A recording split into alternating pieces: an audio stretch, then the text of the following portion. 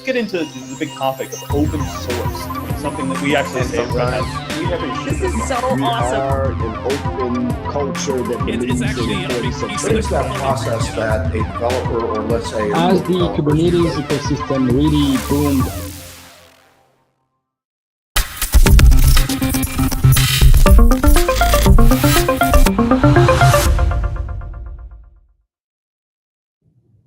Hi, and welcome to another episode of In the Clouds. I am your host, Stu Miniman. We're getting towards the end of October here.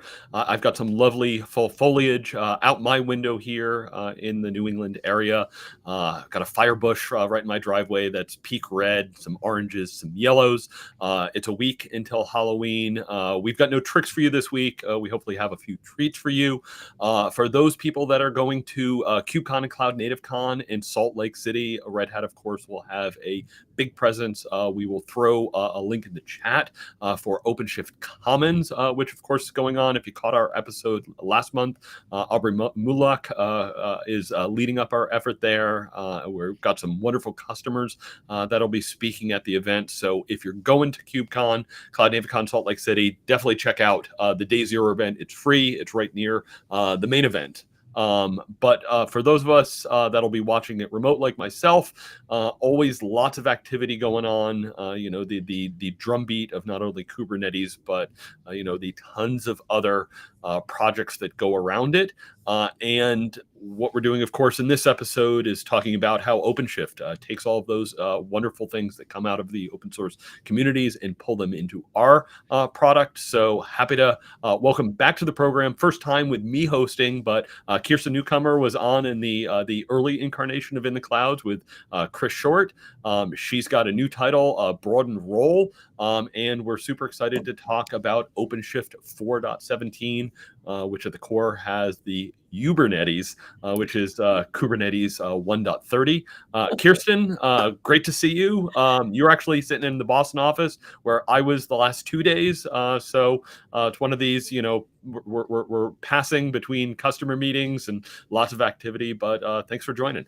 Yeah, hey Stu, great to be here. Super excited about some of the things that we're delivering in 1.17 and some ongoing upstream work in Kubernetes. As you mentioned, I do have a new role, Senior Director of Product Management in the Hybrid Platforms Business Unit, but basically the PM team responsible for core OpenShift, for the layered operators, things like service mesh, serverless, also GitOps, pipelines. Those teams report to me, along with the PMs responsible for security in OpenShift, including Red Hat Advanced Cluster Security and for Quay. So super excited. It's such a great team.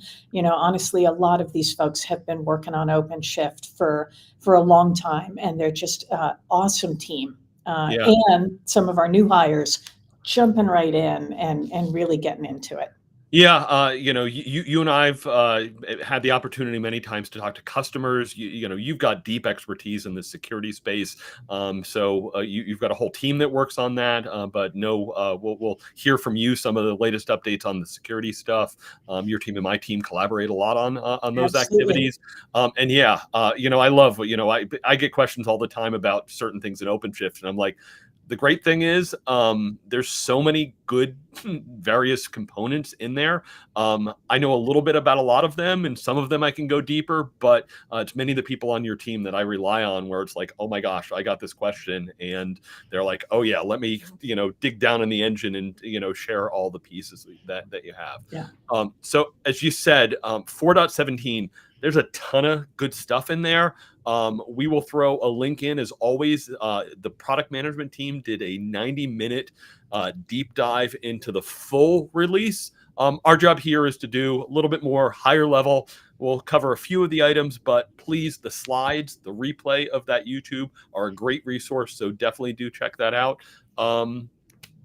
Usually, Kirsten, I start with, there's those requests from enhancements. A lot of, customers come to Red Hat and say, hey, there's new features or I want enhancements, and working with us is one of the best ways that they get those into the upstream community. So any of those that you'd want to call out, or I know it's usually dozens of them that make the release. Yeah, there's always a bunch. One thing I do want to call out is that actually this time around the presentation was only an hour, and the team hit actually the hour, which sometimes we do go 90 minutes, as you say.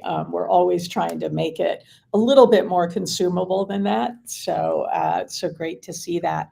Yeah, just a quick note on that, because one of the things we've done too, as I know, right, you're right, we got it done in an hour.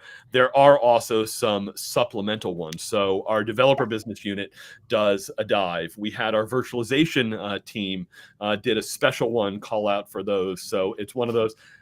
I think it's over 90 minutes if you take all the pieces apart, but we understand it's one of those, oh, hey, maybe I'm not taking advantage of certain pieces, but one of my peers in a different organization might need a different area, because that's, the wonders about the community is there's a lot there, but not everybody needs all of it. Right. And there is so much that it's, you can't get to it all in one section and one session. So it's really great that there are multiple sessions. So so some of the RFEs that were addressed this time around, I have to say 2 of them, because I'm still a security nerd, can't help it, it's my passion.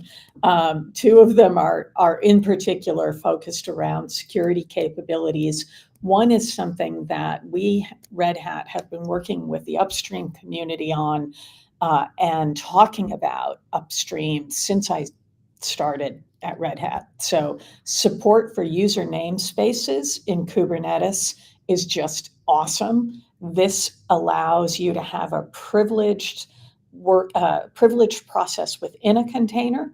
If there were a breakout from the container, the process would be unprivileged when it breaks out. So it's a huge security jump. We've had it in cryo for quite some time. The container engine has supported it. The challenge has been updating the Kube API to recognize everything. So that's in tech preview in 4.17. And I've had customers ask for it. And even without, even if you'd never heard of it before, right, this just strengthens the security posture that OpenShift offers. So it's a big win. And then there are a couple of RFEs around networking, helping to make it easier to migrate from OpenShift SDN to OVN, and a bunch of things that we've been doing to improve the OpenShift virtualization experience. But, tell me how you want to dive in on those. Yeah, I guess, one of the things we have to talk about a little bit is AI has been the drumbeat of kind of the industry for the last, almost 2 years now, since the Gen AI moment.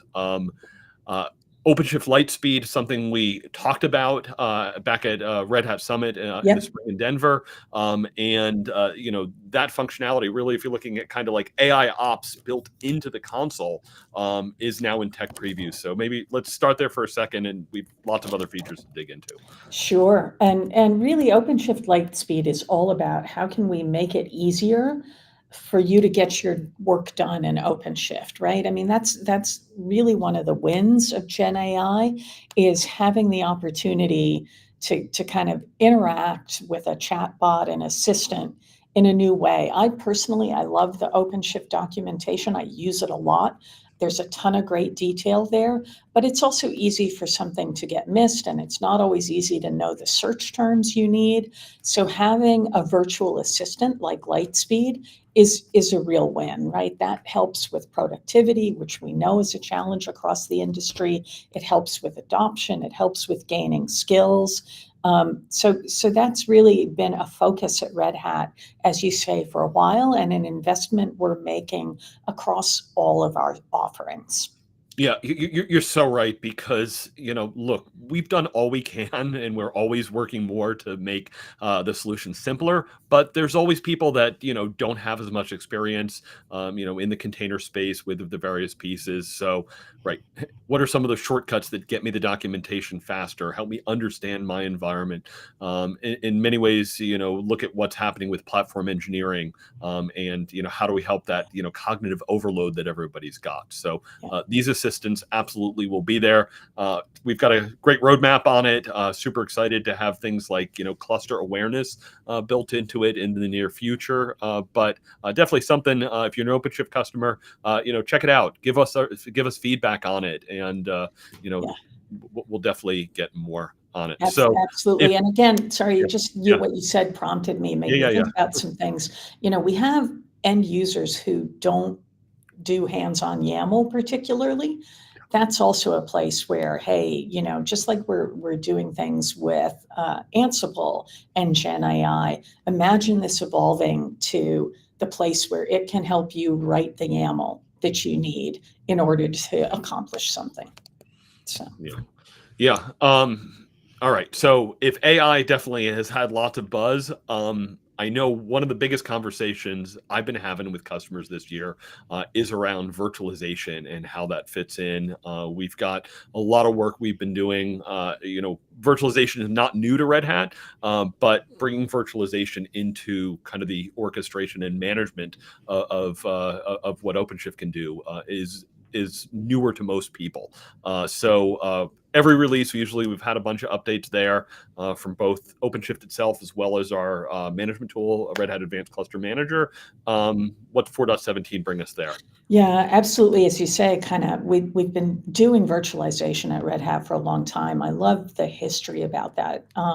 And the real win here is I have a single orchestration solution to manage cloud native apps and traditional apps deployed in VMs, but using Kubernetes paradigms like pods. So there are a number of things we've been doing to improve the experience as we've gotten this really increasing demand for deploying traditional apps running in VMs on OpenShift. So one of those is user-defined networking. And as always, Mark Curry does an awesome job talking about the details there. If you are a networking nerd, if you are deep in that space, go look for content from Mark Curry, from Ben Bennett, a whole bunch of other players at Red Hat who are super strong in networking. So user-defined networking allows you to create a flat layer 2 network that does things like supports live migration of VMs.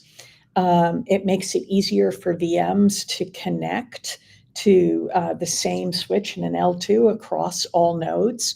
It is an optional feature. It is tech preview in 4.17. You can continue to use secondary networks with CNI or your preferred CNI, but really there's some values here. Think of it as a tenant network.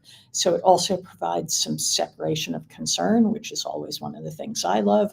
But really, again, something that will help our customers who are moving their VMs onto OpenShift. Similarly, Peter Lauterbach talks about a lot of things we've been doing with OpenShift virtualization itself, supporting memory over subscription for developer and test clusters, memory hot plug. And basically his kind of summary there is that we've now provided everything kind of you need for dynamic reconfiguration of VMs, whether that's VIC, NIC, disk, memory, and also support for storage hot migration, which is that last one is tech preview. So a lot of investment that we're making there. Yeah, awesome. Absolutely. Huge investment. Lots of people working on it. We're working with so many customers in the space. Really good. And even outside of the updates in 4.17, we're working with a broad partner ecosystem there. So storage, backup and recovery, hugely important. We just added Veritas, got through all of their certifications. Awesome. We've got a couple of other of the backup vendors that are coming in the near future. So, reach out if you have any questions on that. Our account teams are working closely with customers on that a ton. So, all right, Kirsten, we covered some of the buzzy items, but as you said, your passion, is security. Always lots of activity in that space, and one of the most important focuses that we've always had at Red Hat is to make sure trusted, secure, meet compliance, regulations, and the like. So, what does 4.17 bring us, in your security area? So as I mentioned, user namespaces. I mean, for me, that's huge. We've just been working so long with the upstream community on that. It's awesome to see that hit tech preview. As we continue to invest with the KUBE community in that space, it will help us address one of the common security concerns that customers have, which is all Kubernetes clusters, in all kube clusters today, the control plane components run with privilege. And that's deemed a security risk, understandably. There's a strong security principle of least privilege. And so we will, over time, as user namespaces become GA, we're going to be moving all our control plane components to run in user namespaces. So we'll have some additional protection there. Honestly, the user-defined networking is also additional network isolation for namespaces. That's another angle that I really like. Similarly, eBPF Manager, something coming out of our networking team, a lot of security tools over the last couple of years. Started, longer ago than 2 years, but you see a real growth in the use of eBPF in the security space and the networking space. And so there's really good reason for that. And at the same time, many of those programs often ask for a certain level of privilege. So they may be user space programs, but they have kernel space privileges. So we've built eBPF Manager, or eBPF Man for short, to help manage and provide you information about the range of eBPF programs that you're deploying and managing. That includes programs that come from Red Hat and those that don't come from Red Hat. So this is currently in CNCF Sandbox and Tech Preview in OpenShift. But again, that will help provide visibility.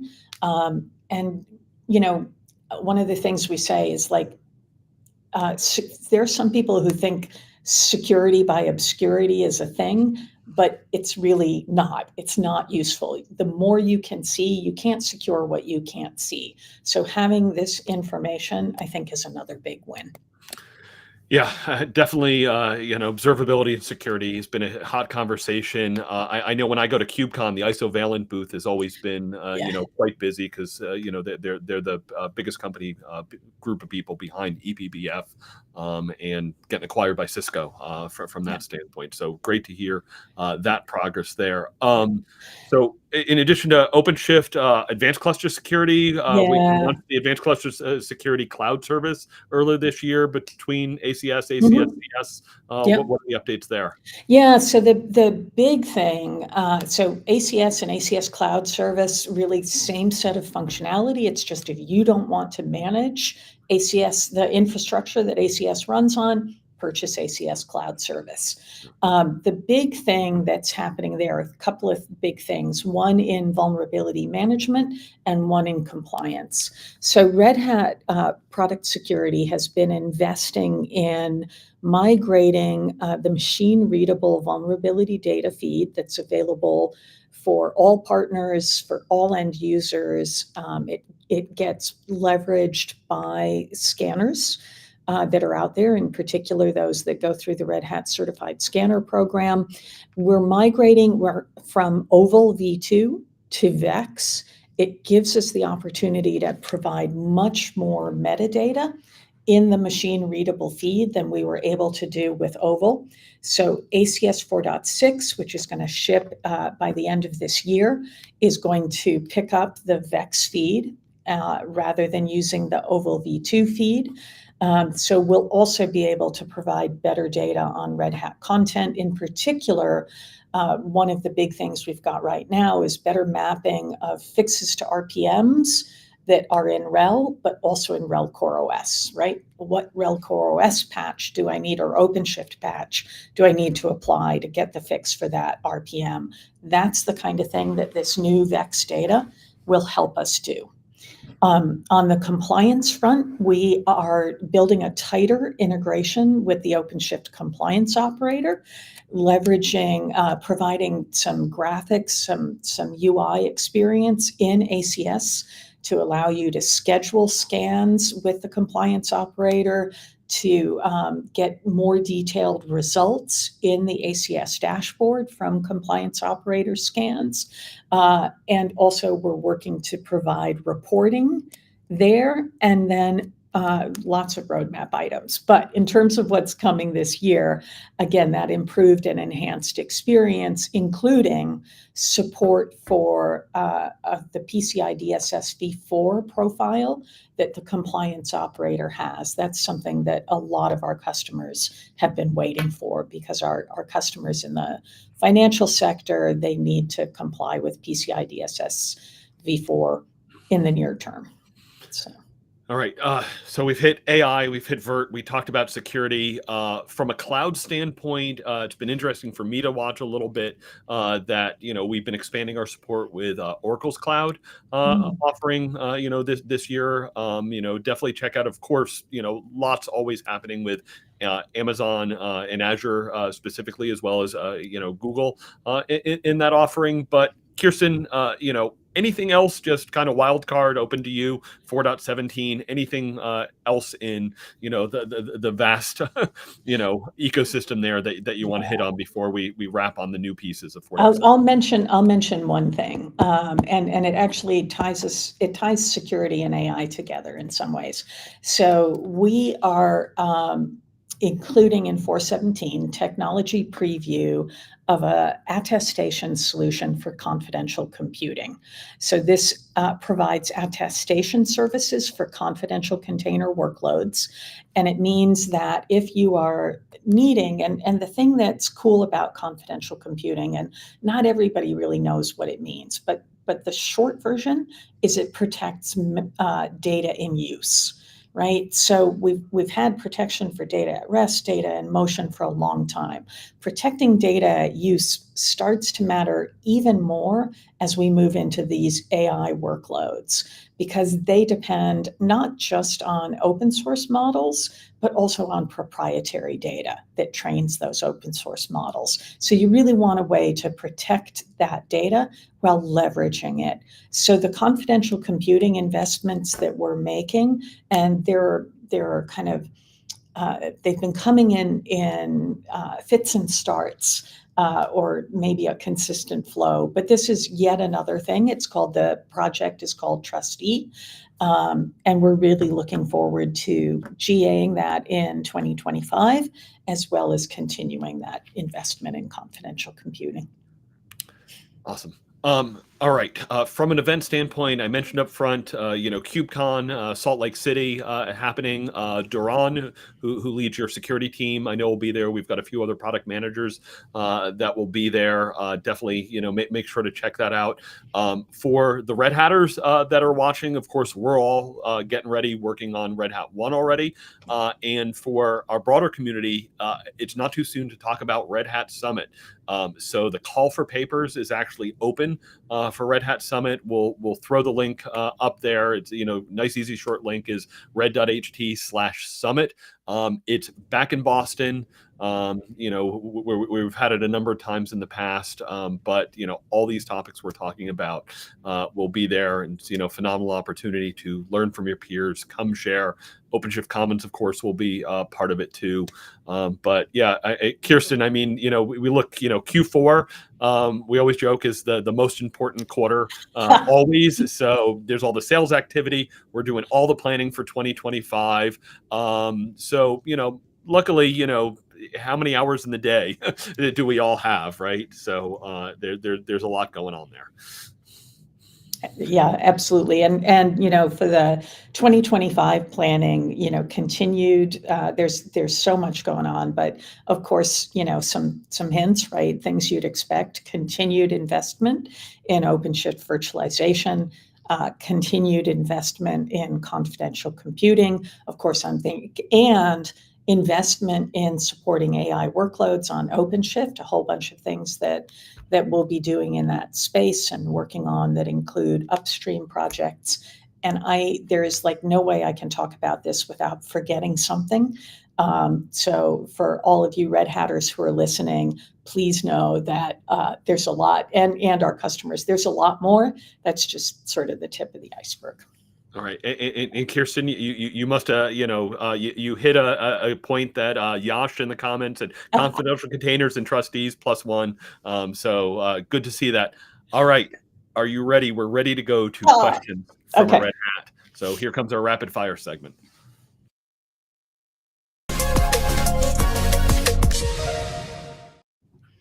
All right, so Kirsten, I think you were looking inside the hat a little bit because you teed up a little bit my first question already.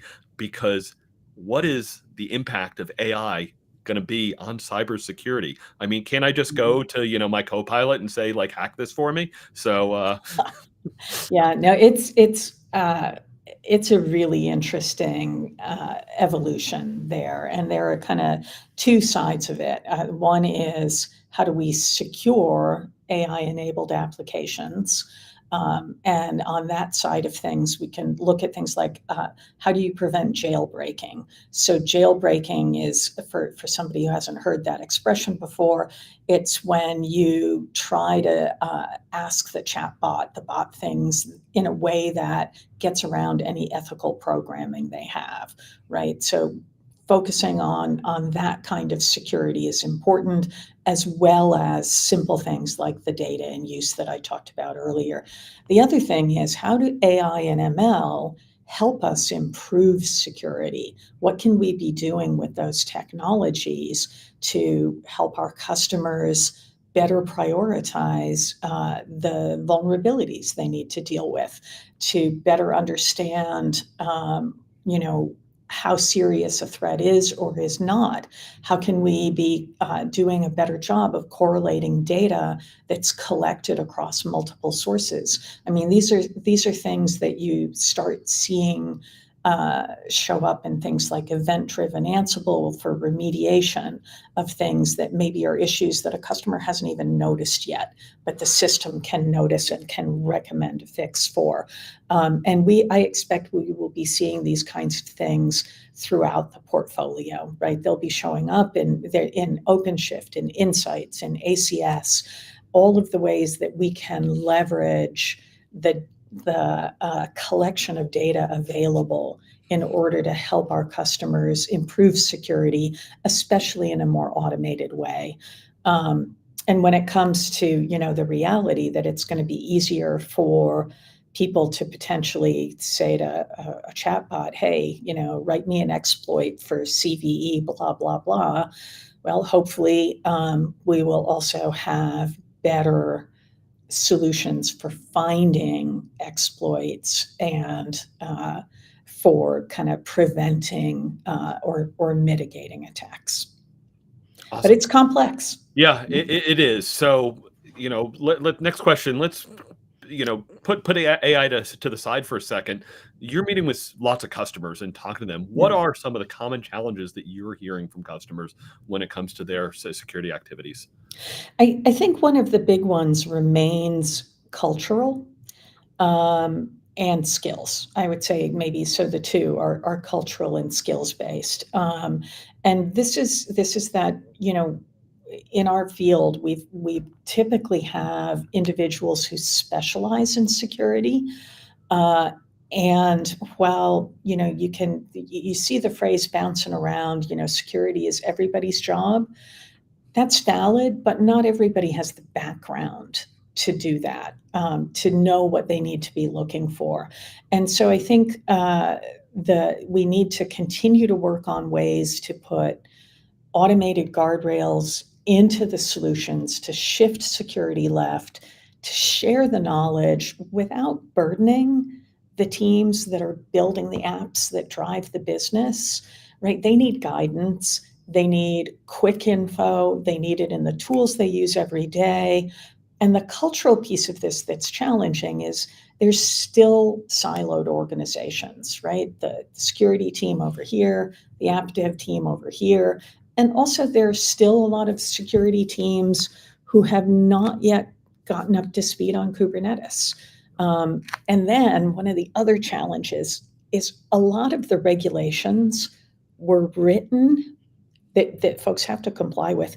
They were written for traditional architectures. Sometimes they just go too far in terms of implementation, and helping teams understand, well, yeah, it says this, but the why behind that is this, and here's another way to address that. That also is a cultural challenge. Yeah, I had a recent customer interaction. They talked about just how do you educate everybody in the company for, scams, phishing, all those sorts of activities. I know, I just personally see, my banks and financial institutions push that at me.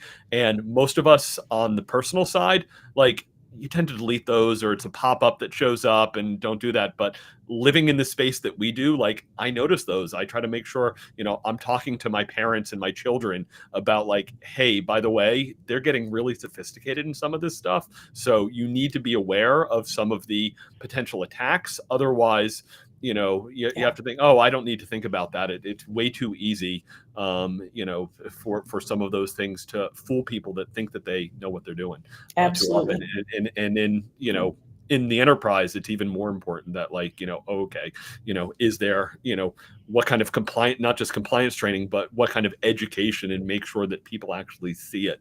One of the customers was like, yeah, we do, attempts to see who's likely to actually click on stuff, and then do even more education, because, you would rather find that internally than, like, oops, we gave someone vulnerability to, access our accounts or access data, because we've all seen way too many hacks, in recent time. Yeah. All right, Kirsten, I got one more for you. And this one on the personal side. What tips do you have managing really a global, diverse, team? Oof. Yeah, that one I didn't see. So I one of the early tips that I got in one of my first management roles that has served me well over the years is evaluate people on what they do, not when they're in the seat, which is a pretty old-fashioned term these days. Although we all are there's a lot of interest in having people come back to the office, but in general, and Red Hat has always been good about supporting remote work. So really focusing on what folks are being asked to do, what are they delivering, and not being so concerned about what time of day, or are they in the office, things like that. Being in the office is great. There was a snack time today, so lots of good munchies. But it's certainly not the only way to interact. And then I think the other thing is respect. Treating others with the respect you want to be treated with, and just but being as clear as you can about expectations. Listening is important. Yeah. Awesome. Thank you. Hey, we actually got just a question from the audience here. We'll throw it up in case it's something we can do. But they asked if there's a Kubernetes-focused lab available for learning about kind of the latest in 4.17. Note, it says Kubernetes 1.31, which will be 4.18 from an OpenShift standpoint. But I mean, I know we've got a few ways for people to access things. Any tips for this listener? I'm Googling, I'll be honest. So there are. I mean, we have, obviously it's the developer sandbox is one of the best ways to get your hands on things. If you could just go to developer.redhat.com, they've got a lot of those. Kirsten just threw what we'll throw for the interactive labs that we have. Up there. The other thing too, depending on where you're located, we are doing our global summit connects. So I know we just had one in Mumbai. Kirsten, you hit some of the ones in Europe. I happen to be down in the one in New York City. So those are happening kind of around the globe. So if you have one that comes on there are some good hands-on labs that are due there. But absolutely. definitely And then, lots of online resources and, potentially in person too. yeah, and for sure, ask your account team as well. And then regarding the Summit Connects, you're absolutely right. There's one coming up in November in Warsaw, Poland, and Darmstadt, Germany. I'll be at those two. I'm sure that there are others. Yep. Yeah. Rohan, I think, is going to be at one in Zurich, who's Yeah, our producer for the show here. So cool. there's Cool. Yeah. they're happening all the time. Yep. And the only other thing I want to mention, right, is whatever version of Kubernetes it is, so 4.17 happens to be 1.30, right? We are actually a CNCF certified Kubernetes distribution. So we don't exactly, it's like we rebase to the latest kube version, right? We pick up everything that's in that latest kube version. And sometimes we GA things ahead of kube, sometimes not. We're in line with them. But basically, OpenShift is Kubernetes. So it's a bit of a nuance. Yeah, no, thank you. It's a great reminder. I did, Joe Fernandez and I did a couple of ebooks on that back when I joined like 4 years ago. So really good stuff. All right. Well, hey, Kirsten, great having you on the program. I'm sure I will cross paths with you in the Boston office, in the near future. Happy We Are Red Hat Week to you and to everybody celebrating in the Red Hat community. There's some fun stuff going on in Boston, Raleigh, and around the globe for those kind of activities. We'll have, hopefully we're going to have a couple more episodes before we get to the end of the year, and hopefully see us online, give us recommendations as to topics and guests you'd like to see. Anybody interested in social media, there's been an interesting uptick in an app called Blue Sky. Some of the kind of, heavy hitters in the tech Twitter community have now pulled over there, like Kelsey Hightower killed his Twitter account, moved over there. I stopped using Twitter, almost a year ago now, and have been, poking over there and love the conversation. So if you go over to Blue Sky, you can find me. I'm just Stu, S-T-U, on that app, just like I used to be on the Bird site. So thank you as always for joining, and thank you for taking us on your journey in the clouds.